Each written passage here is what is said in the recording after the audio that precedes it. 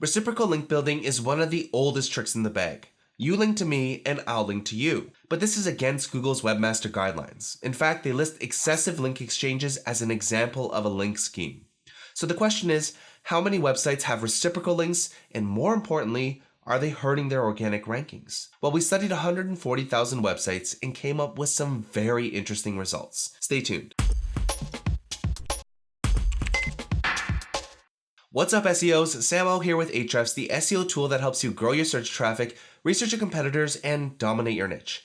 In our study on reciprocal links, we wanted to learn two things. Number one, how common are reciprocal links? And number two, do they negatively affect your SEO? So let's first dig into the data and then touch on how you can apply this in an actionable way for your search engine optimization efforts. First, we wanted to find how many websites actually have reciprocal links.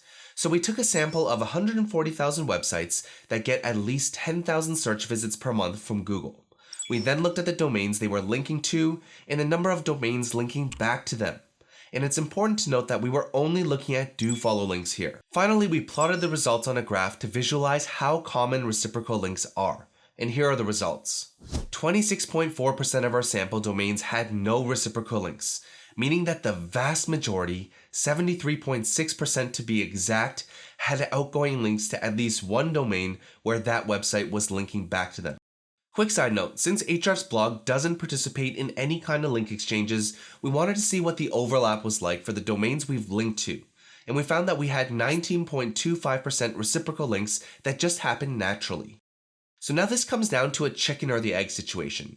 Are these websites linking back to each other because they're friends in a small niche without many resources, or are they just blatant link exchanges? Unfortunately, we'll never know. Now, the second part of our study was to check if the top ranking pages for different queries had reciprocal links. So we selected 10,000 random non-branded queries with a keyword difficulty score between 40 to 60 to ensure the majority of top pages actually had links. Then we looked for reciprocal links between the websites ranking in the top 10 and the websites linking to those in the search results. And this is the pie chart we came up with.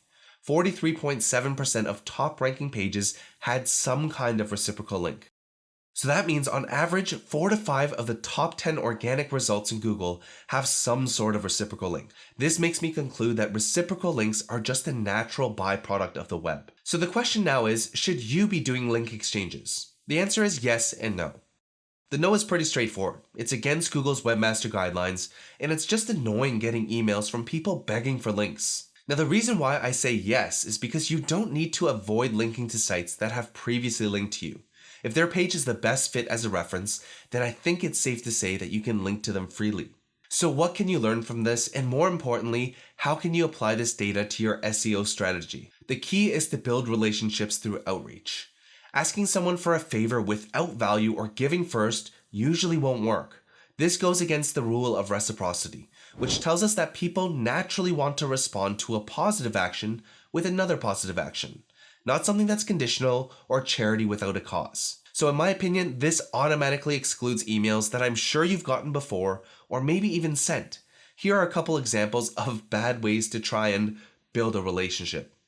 We mentioned you, so can you link to us? You link to them, so you should link to me. If you still don't get it, let me drill this in with a super real example that I'm sure you've experienced. Think back to as early as grade school. I'm sure you had that person in your class that would never bring a pencil, pen, or paper to class. So they asked you for one. And being the nice person you are, you probably lent it to them. But as they kept asking, day after day, week after week, you probably got annoyed. They asked for something, never offered anything of value in return, and sometimes I'm sure you never even got your pen back. These are the majority of outreach emails I get in my inbox. Now in adulthood, the same holds true. Someone refers a new business client to you, so you give them a kickback, or you send them any referrals that you can't serve. And there's no written agreement here, you just do it for each other. Again, we're all people and we all want to return kind actions to one another. You just have to take matters into your own hands because you can't wait and expect people to come to you. Now as an SEO, you probably want some kind of data-driven way to do this for links. Well, I've got one for you. The first thing you should do is look for people that you link to a lot. Now, if you're perpetually linking to someone, it's pretty clear that you genuinely enjoy their content, meaning you'd probably want to get to know them. To find these websites, go to Ahrefs Site Explorer and enter in your own domain. Let's pretend that I'm with smartblogger.com. Next, go to the linked domains report, which will show you all of the unique websites you're linking to and the number of times you've linked to them. From here, it's just a matter of skimming through the list for familiar domain names where you haven't spoken to the website owners, you've linked to them at least a few times, and you want to network with them. So a couple that pop out to me are Copyblogger, ProBlogger, and Smart Passive Income, who are all relevant and not direct competitors. Next, go to the Referring Domains report, which will show you all of the unique websites that are linking to you. Now just enter those domains into the search box one by one, and you'll see if they've linked to you before and the number of times they've linked. Assuming we don't know any of these websites, the common ground we have is that we both appreciate each other's content. So it would definitely be worth reaching out with an intro, and you can be quite confident that they'll know who you are since a silent relationship has already been built by this point. The next thing you should do is email these people. Again, you don't want to send spammy emails asking them to link to you. Instead, you want to give a lot of value since you know these people like you and respect your work. So as an example, let's say that you're about to launch a guest posting campaign for your own site. You might say something like, "Hey Bobby, Sam here with Smart Blogger. This email is way overdue considering I'm super familiar with your blog. Think I've linked to your post like 50 times. I'm in the middle of writing a guest post for site name and was planning to link to your post on topic. My team and I plan to do guest posts on about a dozen or so other sites this month, so I was wondering if you have any other posts that would be good resources on blogging for business and online marketing strategies. Feel free to send me a list of pages that would work, and I'd be happy to link to you where it makes sense. Cheers, Sam."